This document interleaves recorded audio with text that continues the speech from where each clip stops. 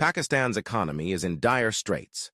The country is facing a multitude of challenges that are threatening its financial stability and growth prospects.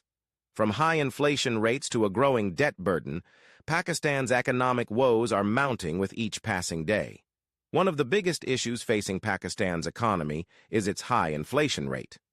Inflation has been on the rise in recent years, reaching double-digit levels in some months.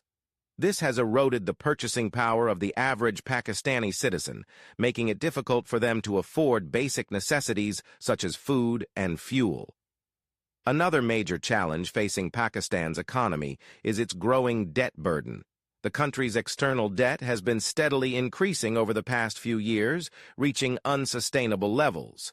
This has forced the government to seek financial assistance from international lenders such as the International Monetary Fund, IMF, in order to meet its debt obligations. In addition to high inflation and a growing debt burden, Pakistan's economy is also facing a severe energy crisis. The country is plagued by frequent power outages and shortages, which have had a negative impact on its industrial sector. Many businesses have been forced to shut down or scale back their operations due to the lack of reliable electricity supply. As of December 2022, Pakistan holds external debt and liabilities of $126.3 billion.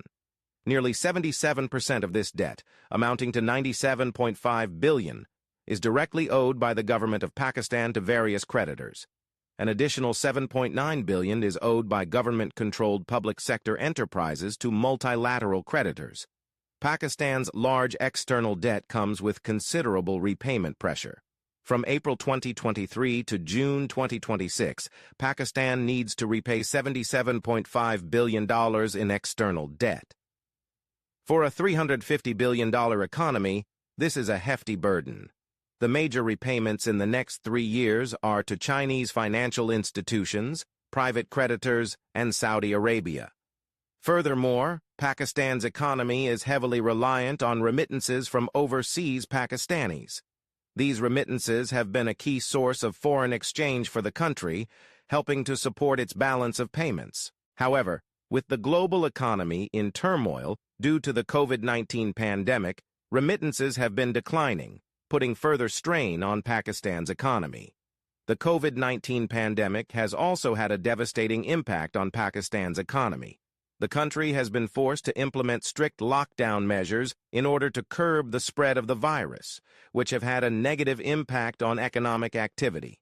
Many businesses have been forced to close their doors, leading to widespread job losses and a sharp decline in consumer spending.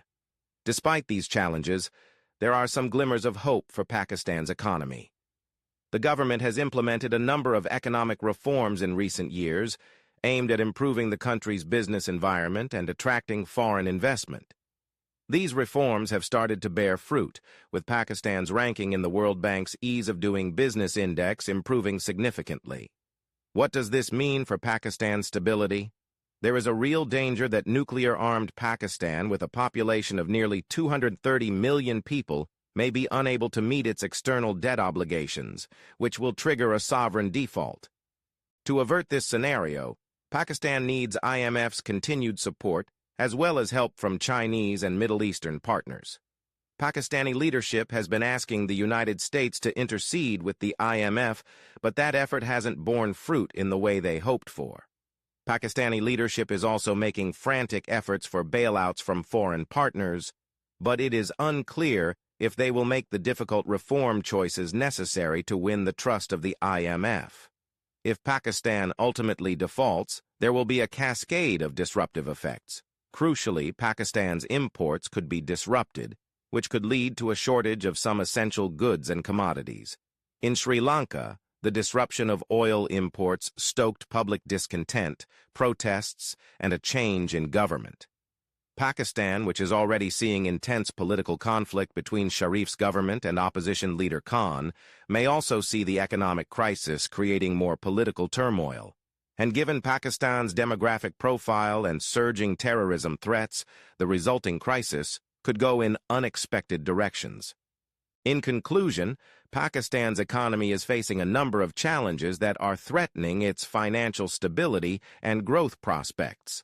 From high inflation rates to a growing debt burden, the country is in desperate need of economic reform in order to turn things around. However, with the right policies and a commitment to reform, there is hope that Pakistan can overcome these challenges and build a more prosperous future for its citizens.